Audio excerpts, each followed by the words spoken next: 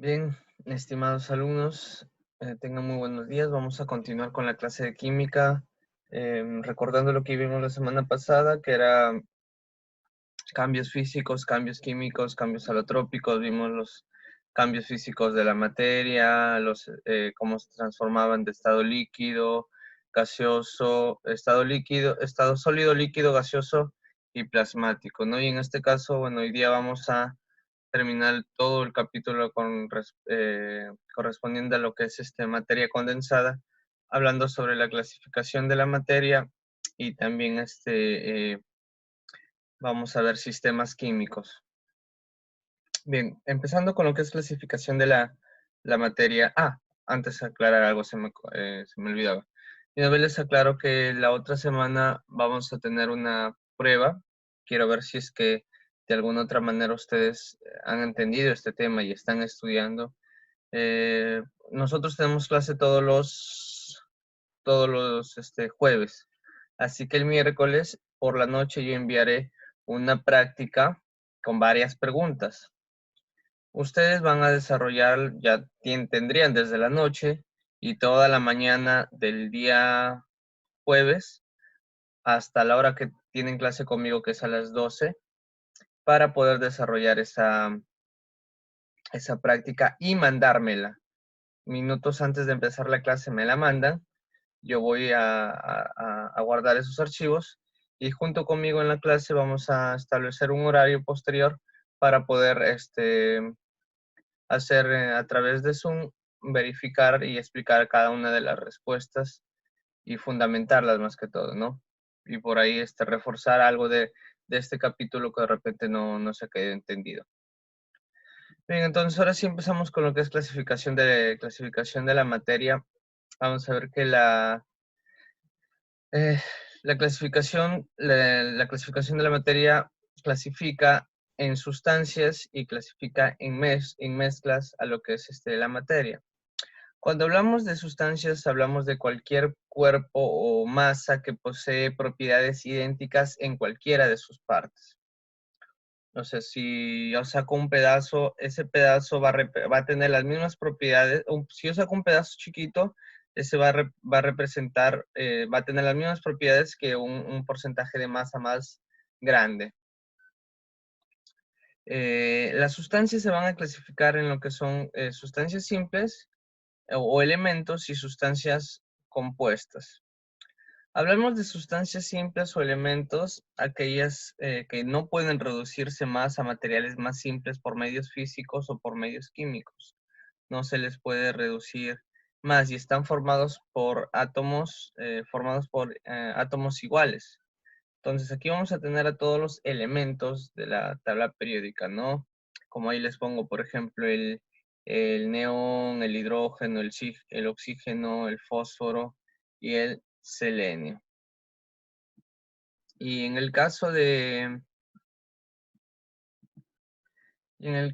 sustancias compuestas, se va a tratar, por ejemplo, de la unión de dos o más sustancias simples. O sea, va a ser la unión de más del átomo de un elemento. O sea, va a ser la unión de dos átomos o tres átomos o hasta más. Va a ser por la combinación de las anteriores que vimos de sustancias simples. Ahora, eh, en este caso vamos a hablar que estas sustancias compuestas van a formar lo que son moléculas. Por eso, por ejemplo, decimos, una sustancia compuesta muy común es el agua. Por ejemplo, acá está la imagen de una gota de agua escurriéndose. Por ejemplo, hablamos del agua. El agua es una molécula y está formada por dos sustancias simples que vendrían a ser el hidrógeno y el oxígeno. Ahora, las moléculas, de acuerdo a los átomos que lo forman, se van a denominar, por ejemplo, acá vamos a tener en un cuadro, miren.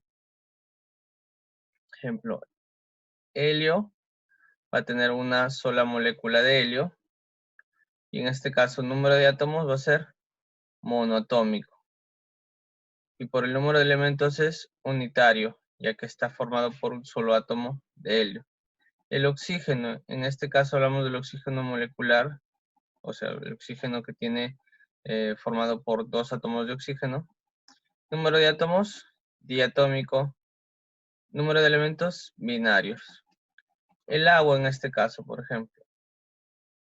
Vamos a ver que el agua está formada por, esta es su molécula del agua, está formado por 2 átomos de hidrógeno y un átomo de oxígeno. En este caso, entonces, hicimos número de átomos, va a ser triatómico, y número de elementos va a ser ternario. Y así sucesivamente con cualquier otro elemento, ¿no? O con cualquier otra molécula. Ahora, vamos a ver lo que son las mezclas. Las mezclas estas van a tener también su clasificación, que son mezclas homogéneas y mezclas heterogéneas. Pero vamos a ver y a definir qué es lo que es una mezcla. Bien, lo primero que tenemos que saber respecto a las mezclas es las mezclas es la reunión de 2 o más sustancias químicas en proporción. En este caso, miren, al unirse ya sean sustancias simples o sustancias compuestas, en una sola proporción van a formar lo que es una mezcla, pero en este caso no va a haber una unión química entre sus enlaces y entre sus propiedades. En este caso, estas mezclas sí se van a poder, sí son susceptibles a la separación, ya sea por medios mecánicos o por medios físicos. Como les dije, vamos a tener 2 tipos de mezclas, lo que son las mezclas homogéneas y lo que son las mezclas heterogéneas. Una mezcla homogénea son aquellas que mantienen sus propiedades en toda la extensión de su masa o en toda la proporción de su volumen, ¿no? Son uniformes en todas sus partes, no permiten diferenciar sus componentes. No vamos a ver cuántos componentes o cuántas sustancias van a estar formando esa mezcla. Sus partes no son distinguibles ni a la vista, ni a la lupa, ni al microscopio, y van a presentar idénticas propiedades en todos sus puntos. No va a haber un límite en sus componentes, pueden estar formados por varios y no vamos a poder en muchos casos distinguirlos. Y van a presentar sobre todo, lo que tenemos que saber que las mezclas homogéneas van a presentar una sola fase. O sea, al no distinguirse sus componentes se va a presentar una sola fase. Por ejemplo, si mezclamos agua con alcohol, no se van a ver 2 fases. Si mezclamos azúcar con agua, cuando hablamos de una solución de sacarosa, hablamos de eh, azúcar. Entonces, solución de sacarosa es agua con azúcar. El aire, por ejemplo, es una mezcla de una combinación de diferentes gases que hay en la atmósfera. Las bebidas gasificadas también, por ejemplo, en este caso, las bebidas gasificadas en estado de reposo, cuando no van a formar lo que es una espuma de gas, porque ahí sí estaríamos hablando de una mezcla heterogénea que tiene 2 fases. Las aleaciones, por ejemplo, como el bronce, como el latón, el acero y la amalgama, que son aleaciones formadas por diferentes elementos. Por ejemplo, el bronce está formado por lo que es el estaño y el cobre. El estaño y el cobre forman lo que es el bronce. Y así vamos a ver con el latón, con el acero y el amalgama. Entonces vamos a ver mezclas homogéneas en estado sólido o mezclas homogéneas en estado líquido y en estado gaseoso, como podemos ver con el aire, ¿no? El aire es gas, es vapor y está formada por una gran cantidad de elementos o sustancias que son liberadas al ambiente, ¿no? Por ejemplo, el aire que nosotros respiramos tiene oxígeno, tiene CO2, tiene amonio, tiene un montón de cosas que han sido liberadas eh, al ambiente. Y en ese caso hablamos de mezclas homogéneas. Ahora, las mezclas heterogéneas, los componentes que lo forman permanecen físicamente separados y en ocasiones se pueden ver como tales. O sea, miren, en las mezclas heterogéneas vamos a ver que de repente una que otra no va a presentar esas diferencias de estar separados, ¿no? Pero en otros momentos sí se les va a observar eso, que esas fases o que sí están separados. Por ejemplo, miren, vamos a tener el agua con el aceite, siempre vamos a ver que sí se separan, van a formar sus 2 fases. En la mezcla heterogénea tenemos que recordar que forma de 2 a más fases. Pero, por ejemplo, vamos a tener suspensiones como el aire polvoriento. Cuando vemos el aire polvoriento, por ejemplo, vemos aire con tierra que se levanta. Ahí a veces vemos como que si fuera una sola mezcla. Como que si fuera una sola mezcla porque el aire está junto con las partículas de tierra y se ve una sola masa de tierra en el aire. Pero en ese caso sí hablamos de una mezcla heterogénea. Pero aparentemente en algún momento se va a ver como que si fuera una sola fase, pero no lo es. Vamos a ver el agua turbia. El agua turbia, nuevamente, como les dije, se va a ver como que si el agua estuviera con bastantes cosas, pero en algún momento no se va a distinguir las dos fases. Tendríamos que esperar hasta que, por ejemplo, si lo ponemos en un recipiente de esa agua turbia, vamos a esperar que se precipite la tierra y el agua salga arriba. Entonces ahí ya vamos a ver las dos fases que se forman. Pero como vemos en el concepto, que nos dice, permanecen físicamente separados y en ocasiones se puede ver como tales. O sea, en ocasiones no vamos a ver esas fases, pero pasado un tiempo sí vamos a ver esas fases, porque en realidad las mezclas heterogéneas están formadas eh, son mezclas que me van a formar de 2 a más fases. Vamos a tener, por ejemplo, jarabes, laxantes, coloides como la leche, el almidón, la clara de huevo. Por ejemplo, uno se pregunta, ¿y la leche? La leche es mezcla heterogénea. Y sí, porque tú, por ejemplo, cuando la dejas reposar la leche, se va a formar lo que es la nata. O también cuando recién te la sirves se ve una espuma, una espumita, ¿verdad? O cuando lo mueves mucho también se va a ver una película de espuma.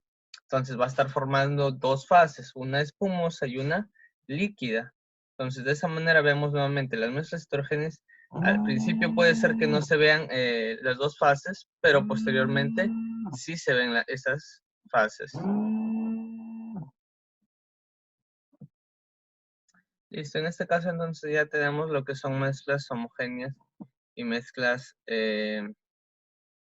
heterogéneas, ¿no?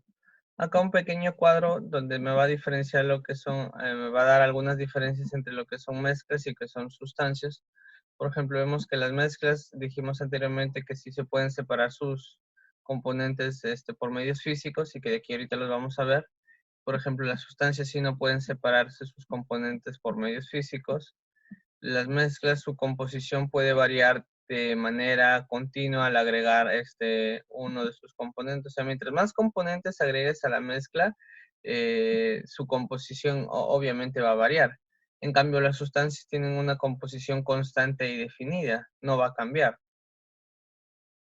En las mezclas, sus propiedades están ciertamente relacionadas con la de sus componentes. Por ejemplo, una mezcla va a poseer propiedades de acuerdo a los componentes que lo vayan a formar. En cambio, en las sustancias, sus propiedades no están relacionadas con los elementos.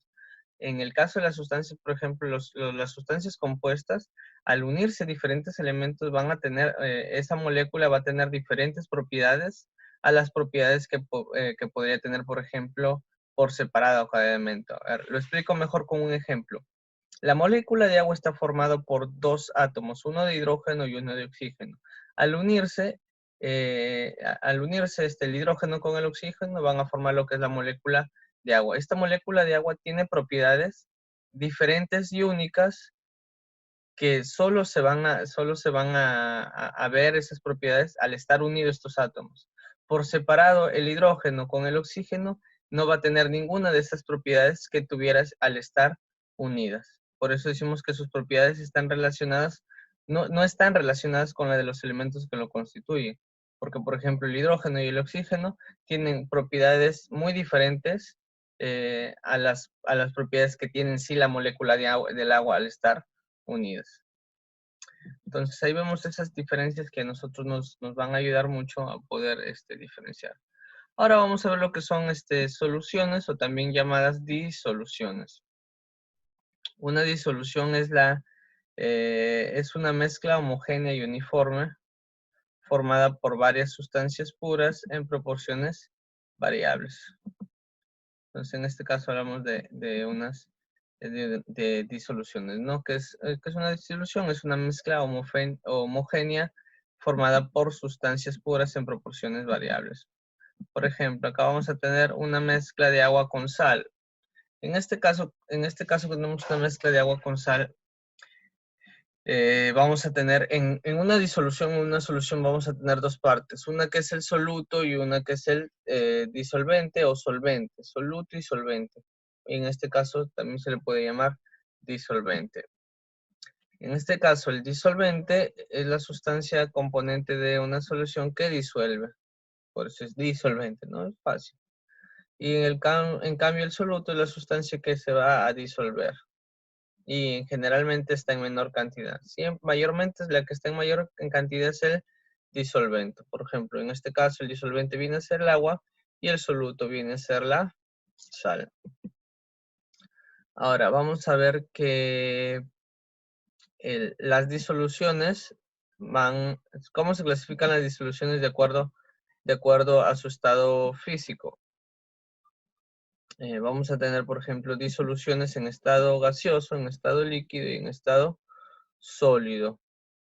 Acuérdense, mira, soluciones en estado líquido, estado sólido y estado gaseoso. La disolución en estado gaseoso se supone que el que va a predomar siempre es el disolvente. Como estamos en una disolución gaseosa, en este caso el disolvente va a ser gaseoso. En una disolución líquida, el disolvente tiene que ser mayor, en este caso también tiene que ser líquido. Y sólido igualmente. Si la disolución es en estado sólido, el disolvente tiene que ser en estado sólido.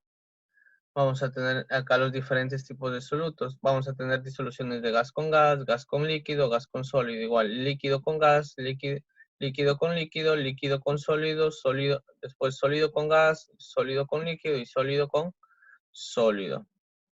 En el sólido con sólido vamos a ver lo que son las aleaciones que anteriormente habíamos visto, ¿no? Como mezclas homogéneas. Por ejemplo, el acero está formado por hierro más carbono. El cobre está formado por, el bronce está formado por cobre y estaño. Entonces ahí estamos viendo una disolución o una mezcla homogénea de un sólido con otro sólido. Vamos a tener, por ejemplo, de un gas con un líquido, que es lo que generalmente forma lo que es la niebla. Y así aquí vamos a tener los diferentes ejemplos. Que ya saben que ustedes tienen que pasarlo a su cuaderno. Y aquellos que quieren pegarlo, bueno, tienen ya les he enviado también el PDF y ustedes lo pueden copiar o pegar de ahí. Pero ya saben que los que copian tienen más nota.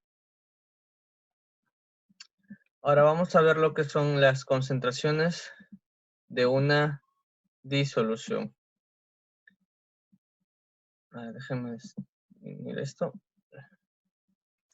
Listo, la concentración de una disolución es la cantidad de soluto disuelta en una cantidad determinada de disolvente o disolución. Vamos a tener una concentración. En este caso, la concentración va a ser determinada por esta fórmula, cantidad de soluto y cantidad de disolvente o de disolución. Cuando queremos hallar el porcentaje de masa, el porcentaje de volumen y concentración de masa. Estas son las fórmulas, ¿sí? Para hallar el porcentaje de masa, el porcentaje de volumen y concentración de masa. Estas son las fórmulas.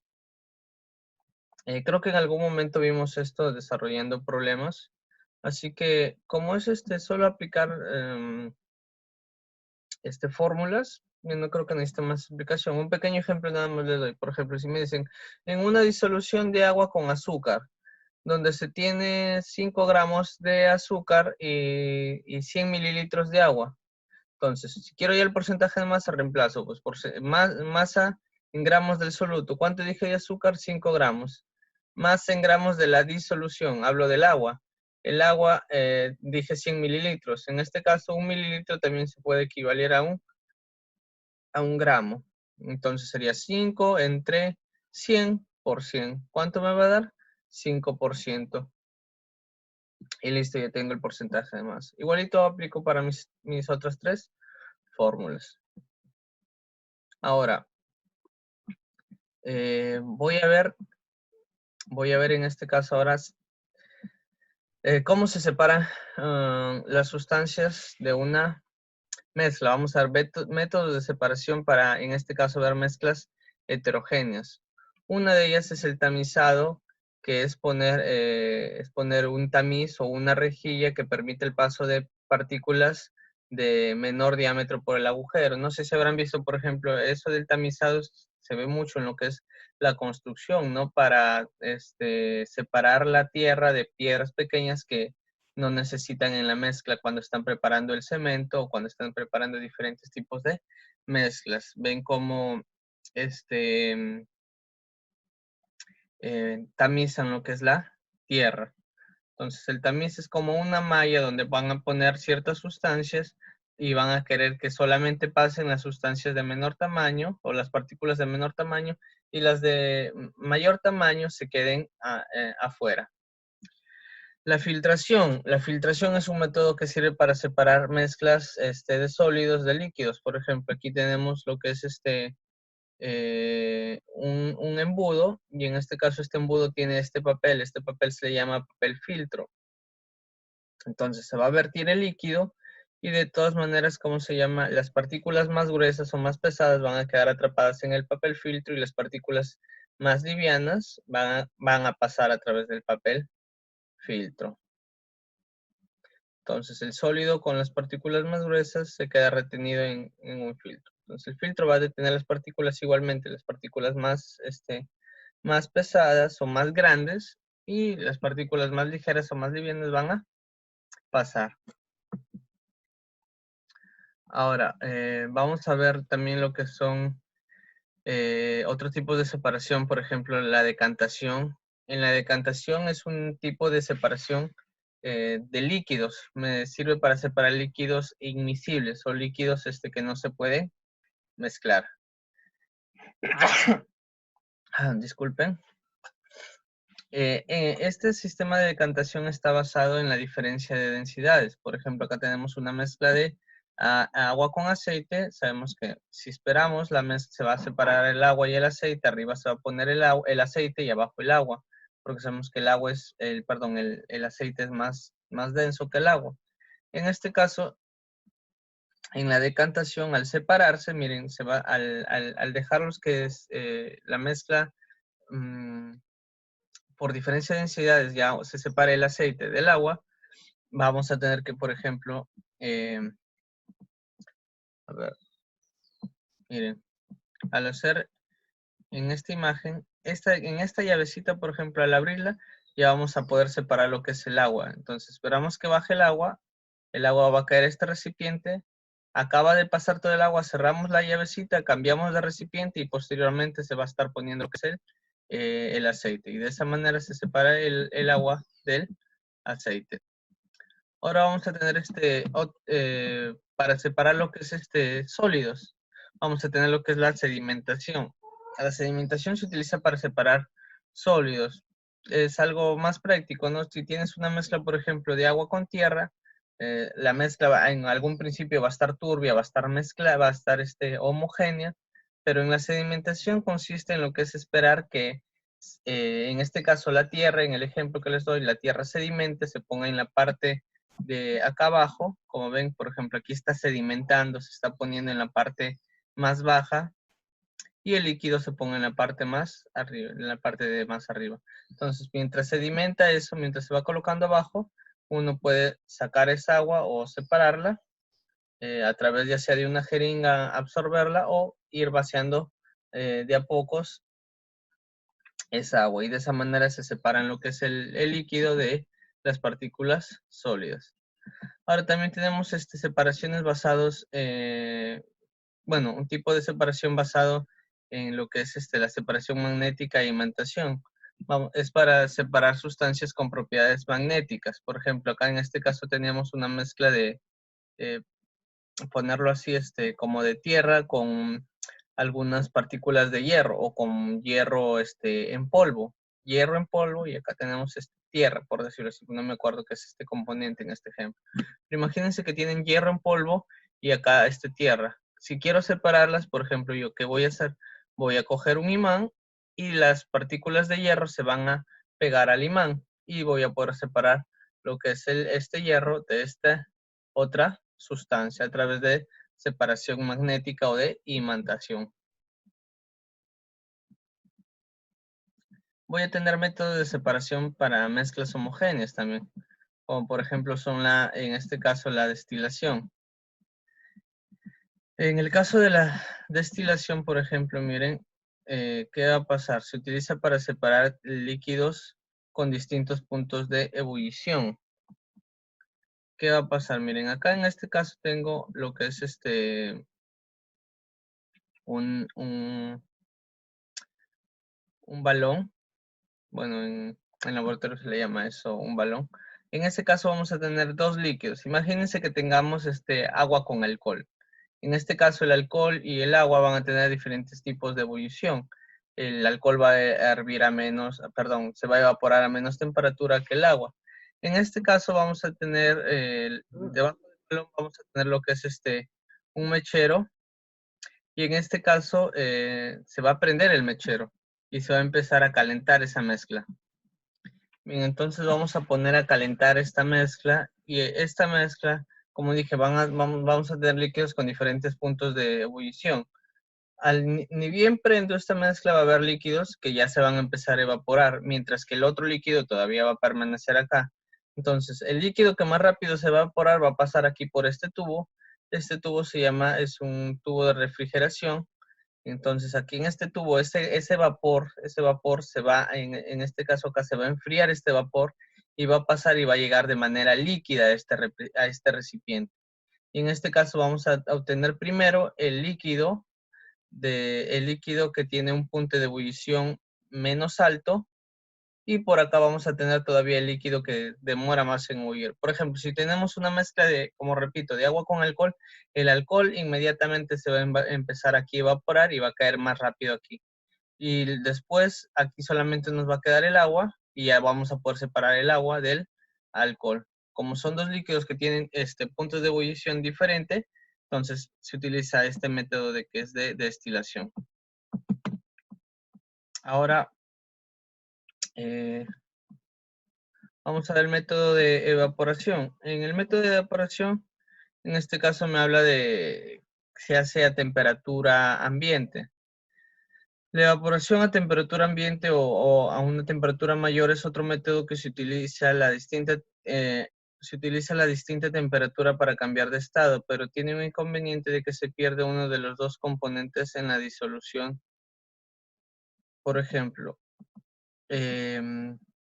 aquí me dice que simplemente ya no se ponga a calentar, en este caso como lo hicimos en la destilación, sino que a la temperatura de un ambiente dejamos que se separen algunas mezclas. Por ejemplo, aquí utilizamos el calor y utilizamos todos estos métodos, o este balón de precipitación, el fuego y encima el refrigerante. Pero en cambio, si utilizamos, por ejemplo, nuevamente lo que es el alcohol y el agua para separarlo por lo que es evaporación, vamos a ver que el alcohol se va a evaporar, en algún otro momento va a evaporar más rápido que el agua, y nos va a quedar el agua. Por eso nos dice que hay una pérdida de uno de los dos componentes. En este caso, el alcohol se va a evaporar y no lo vamos a poder obtener, solo nos quedaría solamente el agua. Por eso este método no es muy recomendable, ¿no? Para separar, porque uno de los dos componentes se va a perder. Ahora tenemos los dos últimos métodos de separación, que es la cristalización y lo que es la cromatografía. La cristalización es un método en el que se utiliza para separar un sólido de un líquido que está disuelto. Y en este caso se va a separar el sólido del líquido formando lo que son haciendo que calentemos, digamos, la mezcla y se formen lo que son los cristales, unos cristales que son los sólidos. Y al evaporarse lo que son el líquido, solamente nos va a quedar el sólido en forma de cristales. Por eso se llama cristalización. Ahora, el método de la cromatografía es un método basado en la velocidad de desplazamiento de los componentes. Por ejemplo, aquí vamos a tener una mezcla en este líquido, por ejemplo, vamos a tener una mezcla de diferentes componentes. Y estamos poniendo una tira cromatográfica, cromatográfica. En este caso se va a separar por la velocidad o por la velocidad de desplazamiento de sus componentes. Si vemos aquí en la imagen, vamos a tener diferentes colores por los diferentes componentes que se han empezado a estar subiendo a través de esta pequeña tira. Esta tira es de un material poroso que sirve para absorber los distintos componentes que están aquí y vayan ascendiendo por capilaridad. Bien, hasta aquí los métodos de separación más importantes o más concurridos en preguntas y en exámenes. Ahora vamos a ver lo que es un sistema químico. Un sistema químico, hablamos de un sistema químico en una proporción de un cuerpo material con límites específicos. Vamos a hablar en este caso, para no hacernos tanta vuelta, vamos a hablar de un tipo de mezcla, en este caso. Hablamos de un tipo de mezcla. En este caso vamos a tener fases, componentes y constituyentes. Cuando hablamos de fases, vamos a hablar, dependiendo del número de fases, se va a clasificar. Si tiene una sola fase, monofásica. Si tiene dos, difásica. Si tiene tres, trifásica. Y si tiene cuatro, tetrafásica. En el caso de los componentes, si tiene un solo componente, hablamos de unitario. Si tiene dos, binario. Si tiene tres, ternario. Si tiene cuatro, cuaternario. Ahora, un sistema químico, y aquí voy a explicar con unas imágenes mejor esto de monofásico, difásico, para que entiendan ustedes mejor. Y acerca de los constituyentes también. Pero quiero dar esta pequeña aclaración o explicación acerca de los tipos de sistema que hay. Hay tipos de sistema abierto, tipos de sistema químico cerrado y tipo de sistema cerrado y también aislado. Cuando hablamos de un tipo de sistema abierto, hablamos de que en este sistema se va a intercambiar tanto masa como energía. Por ejemplo, vamos a tener un vaso de agua a la intemperie, o sea, a la intemperie, prácticamente que yo tengo un vaso o un recipiente con agua y ese va a estar a la intemperie. Entonces vamos a tener intercambio de masa. ¿Por qué? Porque esa agua a la intemperie vamos a saber que se va a evaporar o de alguna otra manera se va a ir perdiendo esa masa. Intercambio de energía. También hay intercambio de energía porque va a ingresar energía, ya sea calor, a ese recipiente, o también va a salir de energía de ese recipiente. Ya sabemos que el agua se va a evaporar y a forma de vapor va a liberar también energía. O si, por ejemplo, hace sol, va a ingresar ese calor adentro, o si hace frío, también va a ingresar ese frío hacia adentro.